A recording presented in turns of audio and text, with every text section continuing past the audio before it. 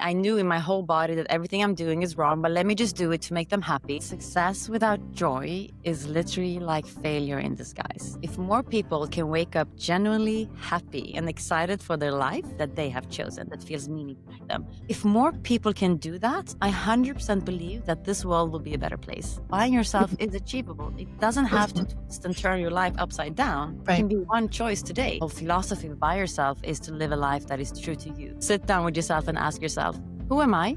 What do I want? How do I want to live my life? Independent of what anyone else thinks about it. Welcome back to Founders in Jeans. I'm your host, Emily Jean. And before we get into the episode, I just want to say a huge thank you so much for listening to my podcast. It means the world to me. I also wanted to say that if you enjoy the show, feel free to leave a review on Spotify or Apple, wherever you're listening to this, and also to follow us. You can follow us on Spotify, of course.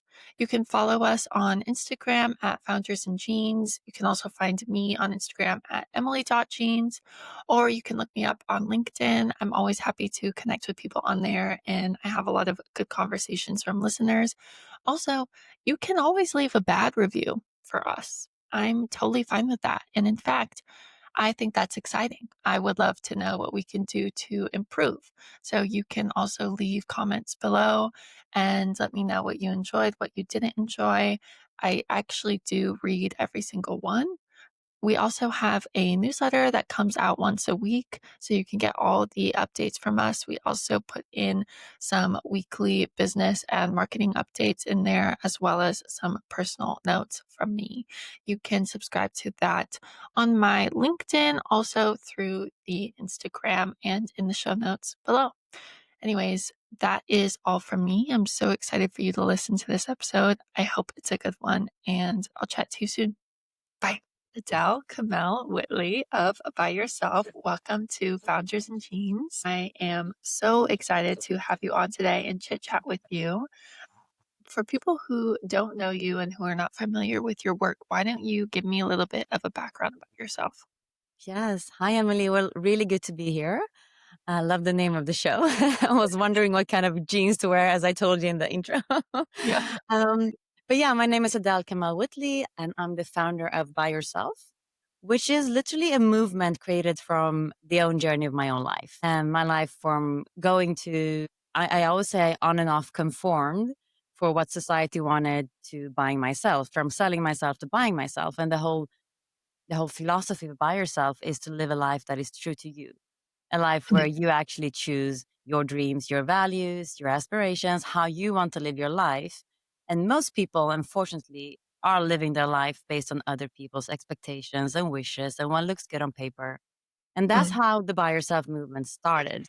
That's what I do. And on the side of that, I also one-to-one coach high achievers, because usually they are the one that sell themselves the most. I love that. I love the name. I think it's so good. It catches the eye, but more importantly, it really resonates, like Yeah. truly. Yeah. Yeah. Thank you. Okay, well, I want to just kind of dive in here first. I happen to have your bio here. So I know, and as you just mentioned, you went from a life of checking all these boxes to now you're helping others break free from this kind of people pleasing attitude. So I guess I'm kind of curious, where did it begin and what pushed you to start this work? So where did it begin? I guess it began when I was born. As long as I remember, I was always the one questioning everything, even from as long as I remember. Didn't want to do what the teacher said, didn't understand what I had to wait for the rest of the class to finish before moving forward. But for some reason, it still got to me, the conforming part. So I knew that I wanted to question everything. I knew that I didn't want to do what everyone else told me to. But even my parents told me, you need to have a degree. So I did that, and I knew in my whole body that everything I'm doing is wrong, but let me just do it to make them happy. And then I did that, took the degree. And then, as I said in the beginning, kind of on and on conformed is a long story, but I went to corporate and then I quit corporate, started my own. And then when that maybe changed, maybe a business partner left or I wanted to sell, then I went back into corporate. So it was like kind of always on and long stories of why that happened. And we can maybe go deeper in that if it fits. Mhm, But then there was one point when I just realized that the pain of constantly lying to myself about what I really wanted to make other people happy and what looks good on paper was it's too much for me. Yeah, I didn't want to do that anymore. I was too old. I wanted to live as I preached because I was coaching already back then. I've been coaching for years. mhm, And finally, I felt I need to be congruent with my own word. So mm, I need to start buying into what I'm saying and mm, living from what I'm saying so that I can start to live a life that feels true to me. And that's it, right? It's the feeling. It's not only what it is, like what it looks like, it's how it feels when you're living your life. mm. And that for me was the biggest difference. Yeah. So I'm curious then, I want to kind of know, what does it mean to you to live a life that is authentic to you and true to you? Yeah, I think that's the one question everyone wants to know.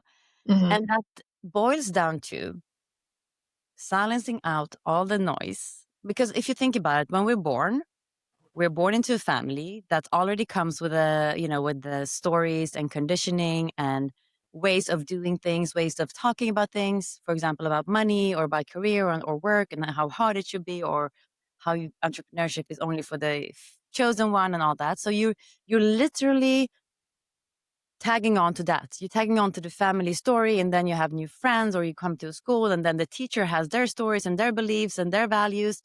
And mhm, as a kid, you just take them on and make them your truth through no fault of your own. That's what you do. Like you think that that is how it is because you're a kid. You're shaping your world through the world outside of you. right. And as we grow older, most people don't even stop to ask themselves, is this what I want? Is Mm, this what I want to believe? Is this how I want to live my life? Is mm, this the path for me? Is this how I want to feel? Is this what I want it to look like? Because for them, if you don't stop to think, if you don't stop to feel, if you don't stop to ask yourself, if everything was possible, how would I choose to live my life? Then by default, you will just be running an autopilot based on the stories, beliefs, and values and everything you took on from childhood. mhm, So mhm, buying yourself, long story short, is to sit down with yourself and ask yourself, who am I? What mm. do I want? How do I want to live my life? Independent of what anyone else thinks about that. Yeah. Big questions. And Yeah, I think definitely easier said than done. 100%. Um, what are the first steps you kind of encourage people to take then towards that? Yeah, that's a great one because I think when people hear this, like you said, it's big questions, and then Mm, you get into paralysis because you think there's so many changes to do, so you just do right. nothing, like anything. So the first thing is to realize, okay, where is where is a nudge or where is some of the shoulds in my life that I'm ignoring?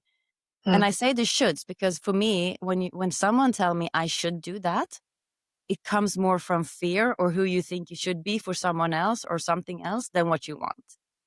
So one thing you can do for this podcast is start questioning your shoulds. mm, Every time you say you should, ask yourself, should I? Is this my voice? Is this what I want? Or have I just taken that on and just ran with it on autopilot? yeah. That could be a good start. And then Yeah. some other things can really be to sit down and think about, how would I want to live my life? If I Mm, could, like if there was no limitations, just play right. with it, right? So just play. Like imagine it's a play. You're not doing anything. Yeah. We need to silence the brain so it doesn't go into fight, flight, and Right. danger because just play with it. If everything was possible, what am I curious about? Mm, What would I want to do? Where would I want to be? With who? How would I want to feel?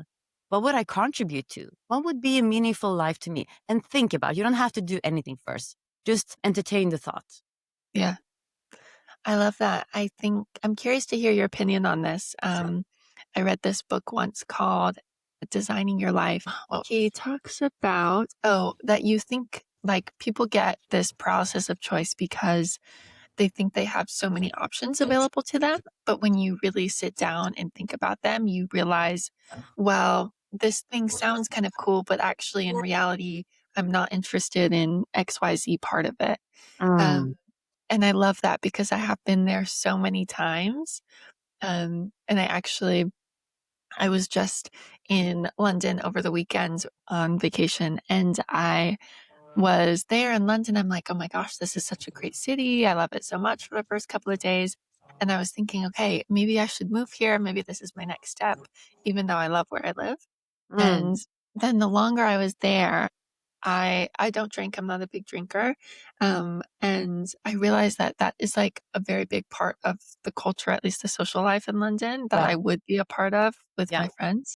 And I was thinking, well, practically being in Sydney, there's a much more of like a sober lifestyle there. So I actually don't think, and that's just a small example, but like it's interesting once you begin to sit with it and play around with it, things yeah. come up and you're like, well, I guess that's not really my journey anyway. Great example of sitting with it, right?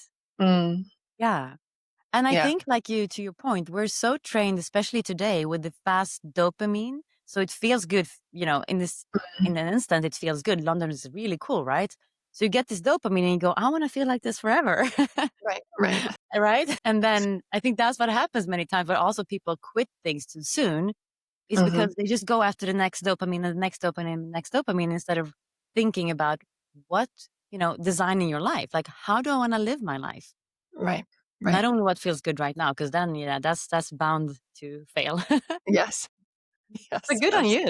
Well, so I think kind of what we're dancing around here too is this tendency as a culture slash society for Mm, us to be kind of people pleasing and how that is such a integral part of how most of us have grown up. I guess I'm curious. I know this is a decent part of your work. So where do you think that comes from? I know where it comes from. It comes Oh, from okay. childhood. I mean, of Yeah. course, I can't say it's a general Yeah. fact and truth, but many times people pleasing comes from childhood.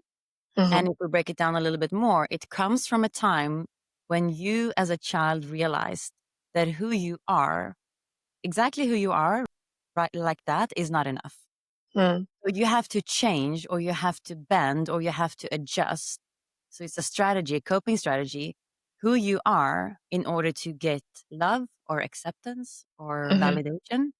hmm, So you start to see, okay, so if I do that, then my mom is actually happy. Great, that mm, will work. Let me continue doing that. yeah. And that's how we start to abandon who we really are to make everyone else happy. Mm, And then what comes with people pleasing is a lot of resentment, right? Because when you right. do that for a while and you grow older and you realize that actually, I don't like to do that for other people. Why Mm, doesn't it feel good anymore? yeah. So it comes from this place of needing, wanting validation, acceptance. And when we're kids, that's also the main core thing, which is to keep us safe, right? Because if mom Right. loves us, then she wants to keep us in the house and then we're safe. Mhm, And then that we start taking that with us to adulthood because we also think that if my boss is happy, then mhm, my job is secure. And if my mhm, husband is happy, then my relationship is secure. But it does mhm, come from a time in childhood when you learned that who you are might not give you the love that you want in the moment. So you start mm, to bend who you are. You start to look at, okay, but who do I need to be to get that love? What do right. I need to do? And then you see that it works and you continue down that. Interesting. Yeah, I think that's a very good point. It seems obvious, but when you put it into words like that, it's like, oh yeah, it connects on a deeper level. Yeah. So I want to look, I guess, a little bit more into the businessy side of things here. I'm curious. I think when you say starting a movement, it Mm. sounds very inspiring and glamorous. For founders who are listening to this or budding entrepreneurs who would love to do something similar, what are kind of the more scrappy first steps you had to take? Realizing that you don't have to know everything.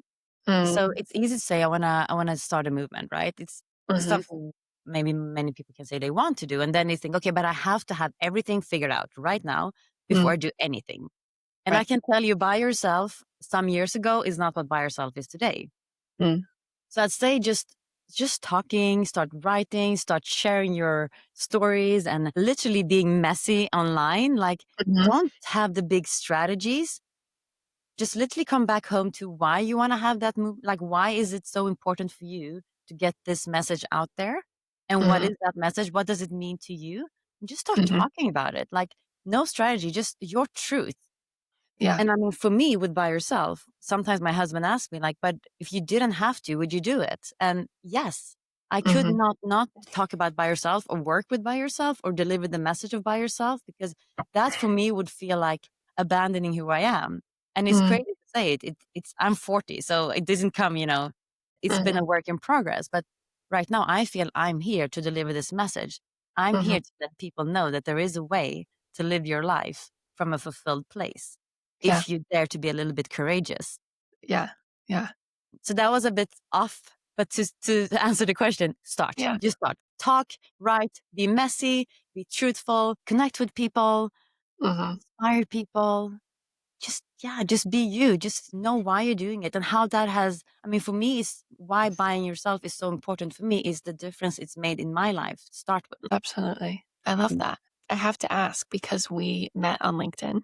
We Yeah, connected on LinkedIn. So what role does LinkedIn play in all of this for you? I love LinkedIn. Yeah. And I don't know if we've been following each other for a while, but Mhm, I write every day on LinkedIn. mhm, And it's my way of letting it out. So this is the outlet. It's my way of every day contribute to sharing the buy yourself message. And in the beginning, when I had no followers, it was literally like for me to, like I said in the previous question, to write and get it out and start crafting the message. So it was, mhm, yes, I wanted to get the message out there, but it was also for me to start writing, to start crafting, to start see, okay, what feels good to talk about? How is the good question? And who's resonating? How's the mm, response?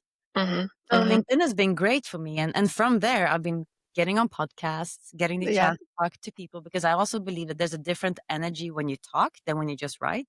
Mhm, mhm. And I've got clients from LinkedIn. I've got amazing friends, collaborators. Also, I've got my own some coaches from LinkedIn. So it's been Yeah, a big part of my life. If you use it for that, if you use it right, there's a lot to get from there.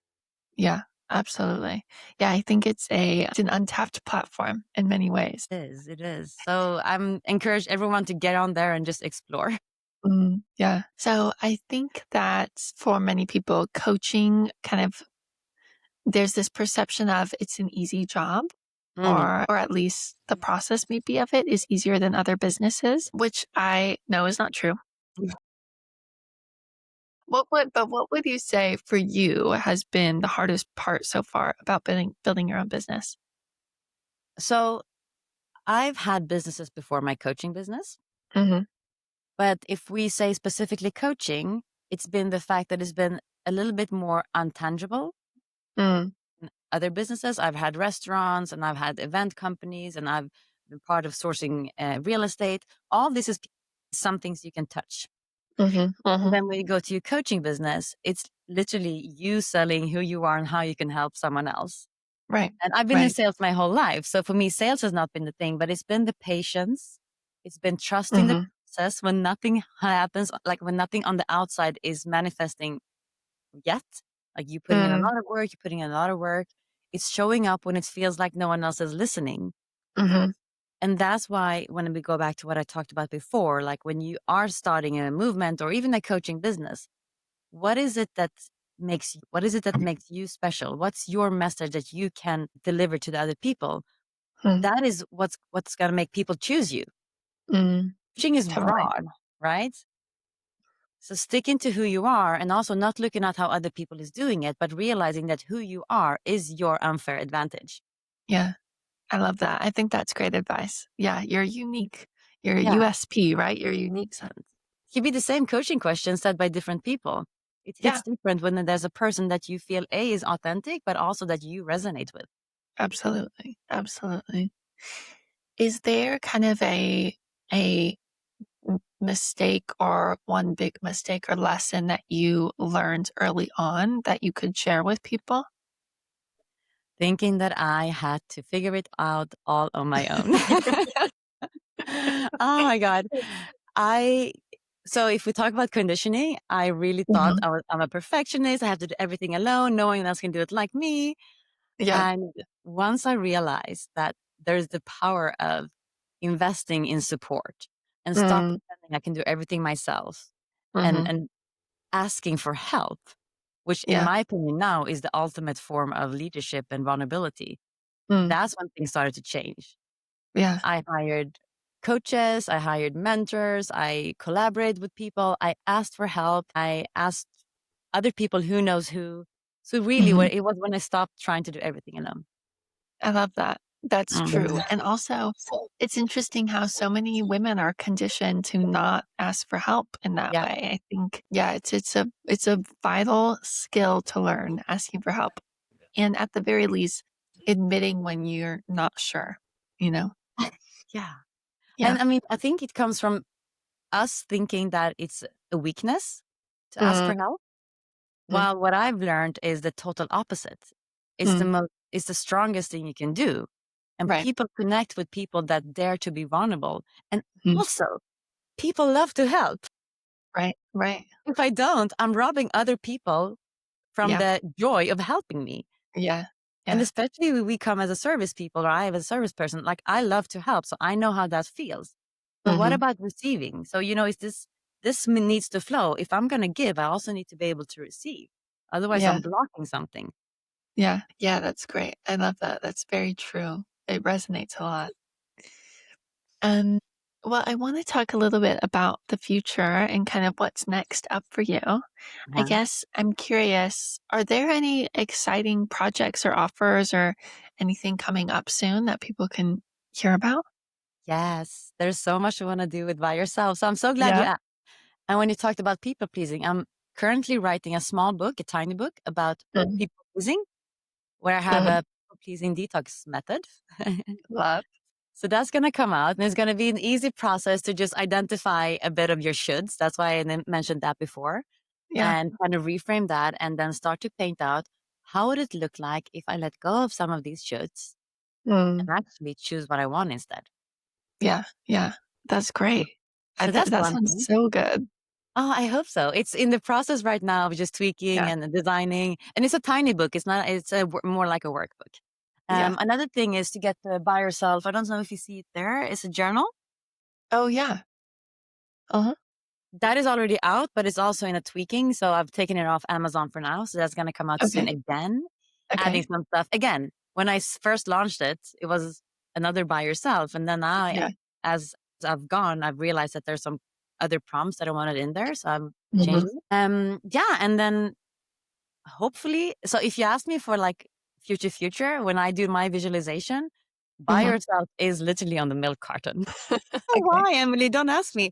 I see a milk carton standing on the table of the breakfast table in Yeah. households where you can read about buying yourself. Yeah. I love that. That sounds great. It's such a specific goal. I think that's beautiful. Crazy, right? I really don't know where that comes from, but every time I visualize talking on stage and books, and Mm. it's always this milk carton in the household. So I guess that's coming. Well, it's coming sooner or Yeah, later. I mean, there's no way around it once you see it. exactly. So stay tuned, and I will share all of that on LinkedIn. So if you connect with me Yeah. there, I'm happy to always keep you updated. Okay. Yeah, please. Absolutely. So outside of just your vision for the movement, do you have kind of an ultimate vision for people who join this movement as well? Yeah. Yes. And it all starts with my fundamental belief Hmm. that if more people can wake up genuinely happy and excited for their life, Hmm. and I'm not talking like toxic positivity, Right. but I'm talking about waking up knowing that they're actually doing something. They're waking up to a life that they have chosen. They're waking up to a Hmm. life that feels meaningful to them. They're Hmm. waking up to a fulfilled life. They stop waiting for permission and start living like they actually belong to themselves. Mm. If more people can do that, I 100% believe that this world will be a better place. Yeah. So Yeah. that's my mission with every single people I get in touch with, is to just leave them with a little bit more confident that they can choose themselves. Even if there's one thing in a week that they can do a little bit more to themselves, for themselves, from themselves, that will create a bit of a ripple effect, because once you've done that and you realize how good it feels, and you also Hmm. realize that even if someone judged you, yeah, you didn't die. Hmm. Now Hmm. you might take another courageous step for the next Yeah. thing, the next thing, Yeah. Yeah. I love that. That's great. I think that is a very achievable goal as well. right? That's beautiful. Yeah. That's what I want. Like, if we can just realize that it is achievable, buying yourself is achievable. It doesn't have to Mhm. twist and turn your life upside down. It Right. can be one choice today. Yeah. Absolutely. Mhm. Absolutely. What is one word you'd use to describe the version of yourself before this journey? Lost. Ooh, okay. Very to the point. I like that. And what Mhm. is one word for the version now? Free. Oh, beautiful. Yeah. Beautiful word choices. That's great. And it's that's literally the two contrasts. Yeah. Okay, do you have any kind of red flag advice that you see all over social media that you would like to call out? I do. And I bought into this lie of the hustle culture. It Mhm, doesn't mean I don't think you should work hard, mhm. but hustle without alignment and without a feeling that is good to attach to it, and only a feeling attached to a future somewhere that you might not even have, is literally the fastest way to burnout. Yeah, Yeah. yeah. So I work with so many of those people who bought into the lie of the hustle culture and try to Mhm. untangle it, because once you have, there's a fear that if you stop, that you will lose everything that you built. Right, right, of course. Yeah, Yeah. yeah. Okay, good. I'm glad that we are speaking about that because it is kind of poisoned my algorithm, I feel like. Yes, it does. And it's so like you believe it. You believe that that's the only way to reach what you want, right? So, Absolutely. and it's not. Yeah. Um, okay, I have another one before for you. Two more to go. What is one unpopular opinion you have about success? That success without joy is literally like failure in disguise. Ooh, Yeah. that's good. Yeah. That's when you sell Success yourself. joy is like a failure in disguise. That's really good. That's so powerful. I feel like you should put that on a pillow. Yeah, maybe I should. Maybe I should, because that's what I feel is like, yes, you can be successful. And that's what I coach them. It's like, yeah, you can choose. Now we get a little bit deeper, but let me just say, like, Mhm. many people look at success as one pillar, which is a financial success, or Right, attached to that is maybe the title. right. But then if we look at life, there's so many other components to life Yeah. that if you only chose to focus on that pillar, yes, you Mhm, might have what the society defines as success, a mhm, successful financial and title, all that. But if there's no joy in the rest of your life, if it's on the cost of your health and your relationship and yourself and your hobbies and your joy, then is that really success? yeah, Is yeah, that a successful totally, life, totally. or is Yeah, it failure? mhm, mhm, Yeah, yeah. that's It's a great question. I love that. Well, good. Well, I have a final rapid fire question for you. shoot. And I'm very excited to ask you about this, but do you have one book or course or resource or anything like that you can recommend for budding entrepreneurs?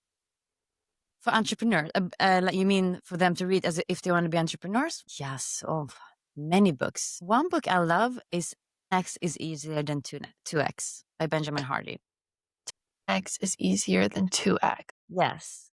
The reason is because I think that most of us stay so much in our limitations. And what he Mm, talked about is that, as you said, 10x is easier than 2x, because 2x is literally staying in what we know. So we mm, think that if we just put in double the work, we'll get double the outcome. mm, Well, he means that if we look at beyond what's possible, like how would 10x look like?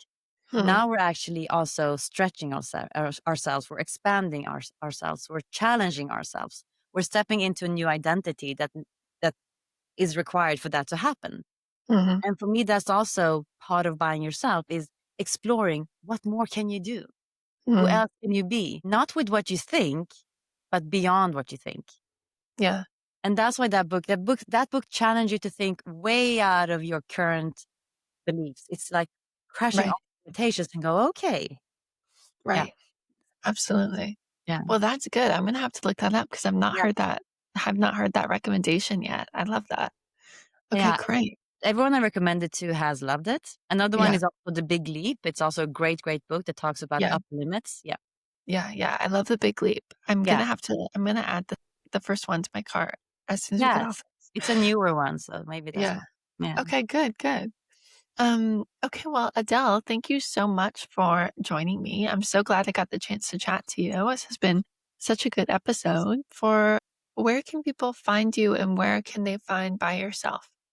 So you can find me on AdeleKamelWhittley.com. That's my webpage. You can read a little bit Mhm. more about by yourself. And if you want to connect, I'm so happy to connect on LinkedIn. I'm literally there every day. So if you would DM, I'm happy to answer. I will answer everything. I have a newsletter where I share more of these nuggets every week. You'll find the link both on LinkedIn and on my webpage. So yeah, Okay. that's the ways. And I'm happy to get into conversation. I'm just Mhm. one DM away. Okay, great. And that'll all be linked in the show notes as well. Thank you. But, well, thank you so much for joining me, Adele. I'm so glad we got to do this. Thank you, Emily. Thank you for the work you do. Oh, of course, of course. Thank you. And that is a wrap.